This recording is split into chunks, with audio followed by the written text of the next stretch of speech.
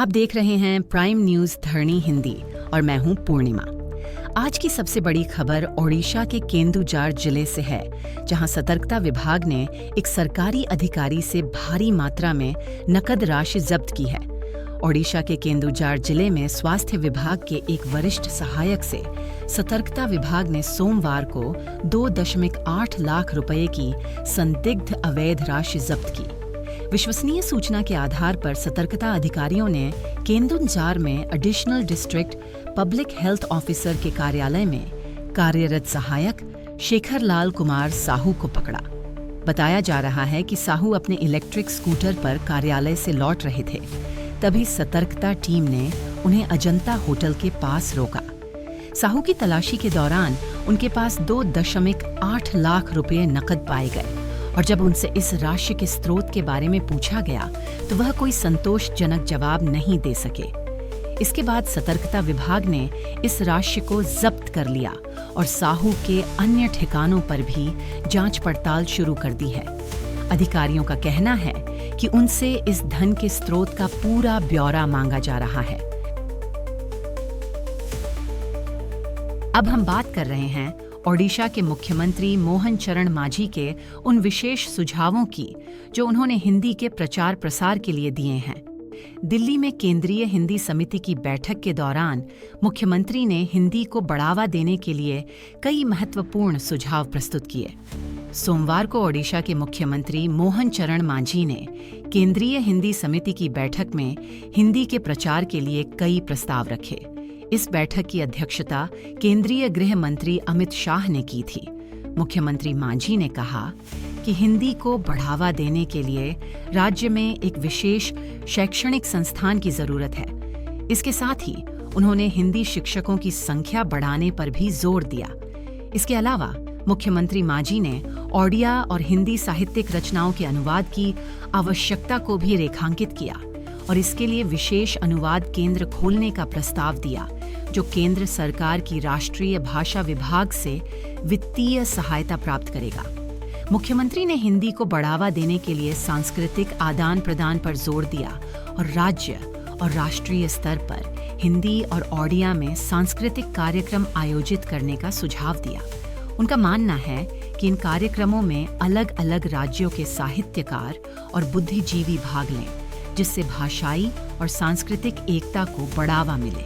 इसके साथ ही मुख्यमंत्री ने हिंदी और ओडिया साहित्यिक कृतियों पर अनुसंधान को प्रोत्साहित करने के लिए एक अंतःभाषा अनुसंधान संस्थान खोलने का सुझाव दिया। उन्होंने हिंदी शिक्षा के बुनियादी ढांचे और मानव संसाधन में सुधार के लिए विशेष केंद्रीय सहायता का भी अनुरोध किया। इस बैठक में कई केंद्रीय मंत्री जैसे जेपी नड्डा, धर्मेंद्र प्रधान और कटक के सांसद भर्तृहरि महताब ने भी भाग लिया।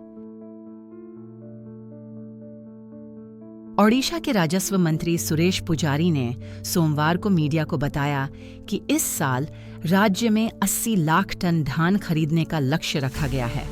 किसानों को प्रति क्विंटल धान के लिए 3,100 रुपये का भुगतान किया जाएगा।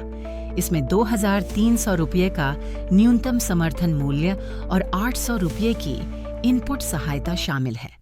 धान खरीद प्रक्रिया में पारदर्शिता के लिए हर मंडी में अधिकृत अधिकारी मौजूद रहेंगे और 4 से 5 मंडियों के लिए एक सुपरवाइजर नियुक्त किया जाएगा। इसके अलावा गुणवत्ता परीक्षण के लिए प्रत्येक मंडी में टेस्टिंग मशीनें भी लगाई जाएंगी।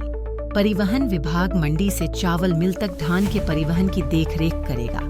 सीमा जिलों में विशेष टीमों की तैनाती की गई है ताकि पड़ोसी राज्यों से धान ओडिशा की मंडियों में न आ सके। साथ ही किसानों के जारी किए गए टोकन की समय सीमा न बीते, इसके लिए जिला कलेक्टरों को निर्णय लेने का अधिकार दिया गया है। ओडिशा कांग्रेस अध्यक्ष के चयन को लेकर चर्चाएं तेज हो गई हैं। इसी सिलसिले में कांग्रेस चयन समिति के सदस्य चरणदास महंत भुवनेश्वर पहुंचे हैं। महंत ने पार्टी कार्यकर्ताओं से मुलाकात की और कहा कि वे राज्य में पार्टी को मजबूत करने के लिए दिशा निर्देश सुनेंगे और इसे कांग्रेस नेतृत्व तक पहुंचाएंगे। इस चर्चा का मुख्य उद्देश्य पार्टी में नेतृत्व और संगठनात्मक सुधार करना है। जब उनसे राज्य कांग्रेस अध्यक्ष पद के लिए लॉबिंग पर सवाल किया गया तो महंत ने स्पष्ट किया कि लॉबिंग का उन पर कोई असर नहीं होता। उन्होंने बताया कि झारखंड चुनाव के कारण अध्यक्ष चयन प्रक्रिया में देरी हो सकती है। सूत्रों के अनुसार इस पद के लिए श्रीकांत जेना, भक्त चरण दास और मोहम्मद मोकीम जैसे वरिष्ठ नेताओं के नाम चर्चा में हैं। गौरतलब है कि ओडिशा कांग्रेस की राज्य इकाई को एआईसीसी ने जुलाई में भंग कर दिया था। तब से 15 सदस्यीय समन्वय समिति पार्टी का संचालन कर रही है। ओडिशा में आए चक्रवात दाना से हुए नुकसान का अनुमान 600 करोड़ रुपए तक पहुंच गया है। ये जानकारी राज्य के राजस्व और आपदा प्रबंधन मंत्री सुरेश पुजारी ने दी है। सुरेश पुजारी ने बताया कि 14 जिलों के 11,637 गांवों में 41 लाख से अधिक लोग प्रभावित हुए हैं। बालेश्वर, भद्रक और केंद्रापड़ा सबसे अधिक प्रभावित जिलों में से हैं। लगभग 16,417 घरों को नुकसान पहुंचा है, जिनमें से 27 घर पूरी तरह से नष्ट हो गए हैं। मंत्री ने बताया कि सभी विभागों ने नुकसान का प्रारंभिक आकलन कर लिया है और मुआवजे का वितरण अगले कुछ दिनों में शुरू होगा। विस्तृत रिपोर्ट जल्द ही केंद्र को भेजी जाएगी ताकि आर्थिक सहायता मिल सके।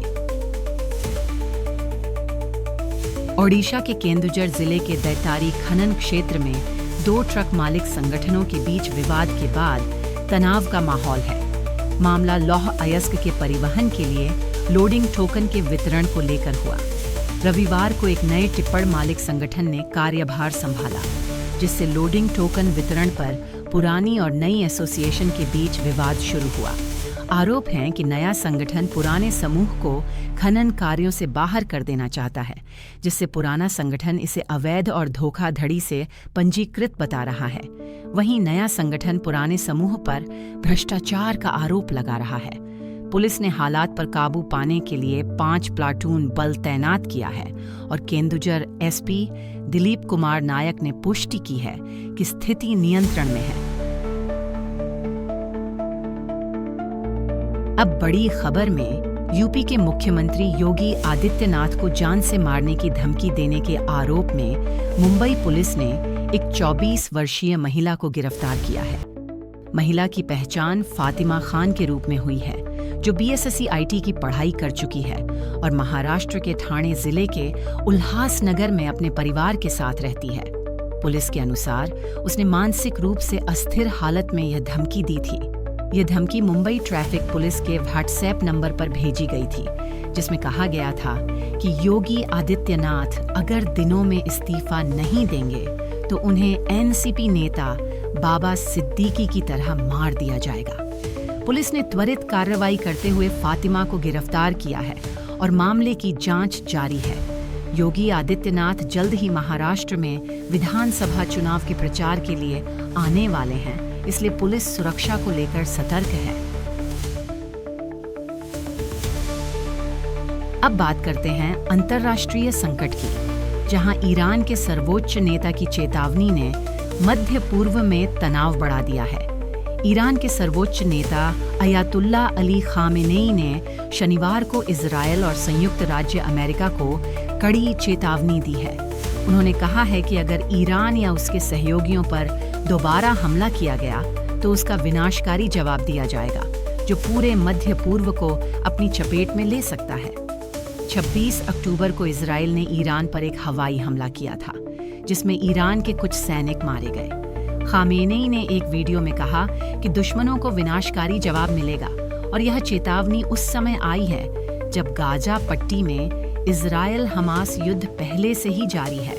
इजरायल ने अपने अतिरिक्त सैनिकों को terminal high altitude area defence में तैनात किया है। साथ ही पेंटागन ने जानकारी दी है कि अमेरिकी विमानवाहक पोत यूएसएस अब्राहम लिंकन को अरब सागर में तैनात कर दिया गया है। इसके अलावा युद्धपोत, लड़ाकू जेट, टैंक और B-52 बम वर्षक भी मध्य पूर्व में पहुंचाए जा रहे हैं, ताकि ईरान और उसके आतंकवादी सहयोगियों का मुकाबला किया जा सके। मध्य पूर्व में बढ़ते इस तनाव पर सभी की नजर है, क्योंकि यह स्थिति और गंभीर हो सकती है। अमेरिकी चुनाव 2024 के परिणाम आ चुके हैं। डोनाल्ड ट्रंप ने एक बार फिर से राष्ट्रपति पद की दौड़ में जीत दर्ज की है। दी एसोसिएटेड प्रेस की रिपोर्ट के अनुसार बुधवार सुबह लगभग 5:30 बजे ट्रंप की जीत की पुष्टि की गई और उन्होंने कमला हैरिस को हराकर एक चौंकाने वाली वापसी की है। ट्रंप संयुक्त राज्य अमेरिका के 47वें राष्ट्रपति बनने जा रहे हैं। बताया जा रहा है कि सुबह 5:34 बजे विस्कॉन्सिन राज्य के इलेक्टोरल वोट्स मिलने के साथ ट्रंप का कुल वोट आंकड़ा 277 तक पहुंच गया, जिससे हैरिस के जीतने के सभी रास्ते बंद हो गए। सुबह 5 बजे तक ट्रंप के पास मिशिगन और विस्कॉन्सिन जैसे महत्वपूर्ण स्विंग स्टेट्स में 1,00,000 वोटों की बढ़त थी। इन दोनों राज्यों में लगभग 90 वोट काउंट हो चुके हैं और इस स्थिति में कमला हैरिस के लिए जीतना काफी मुश्किल हो गया है। हालांकि मिलवॉकी और डेट्रॉइट में कुछ वोट्स की गिनती बाकी होने के कारण एसोसिएटेड प्रेस ने अभी तक इन राज्यों में आधिकारिक घोषणा नहीं की है। ट्रंप की इस जीत पर भारतीय प्रधानमंत्री नरेंद्र मोदी, इजरायल के प्रधानमंत्री बेंजामिन नेतन्याहू और फ्रांस के राष्ट्रपति एमेन्युएल मैक्रों ने भी ट्विटर पर बधाई दी। नेतन्याहू ने इसे इतिहास की सबसे बड़ी वापसी बताया। वहीं मैक्रों ने ट्रंप को उनके अगले कार्यकाल में सहयोग देने की बात कही। यूक्रेन के राष्ट्रपति वोलोडिमिर जेलेंस्की ने भी उन्हें बधाई दी है।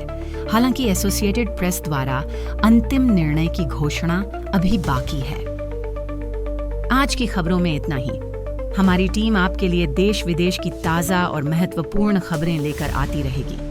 अगर आपको हमारा ये वीडियो पसंद आया हो तो इसे लाइक और शेयर करें और चैनल को सब्सक्राइब करना न भूलें, ताकि आपको हमारे सभी अपडेट्स सबसे पहले मिल सकें। फिर मिलेंगे एक नई खबर के साथ। तब तक के लिए धन्यवाद और सतर्क रहें।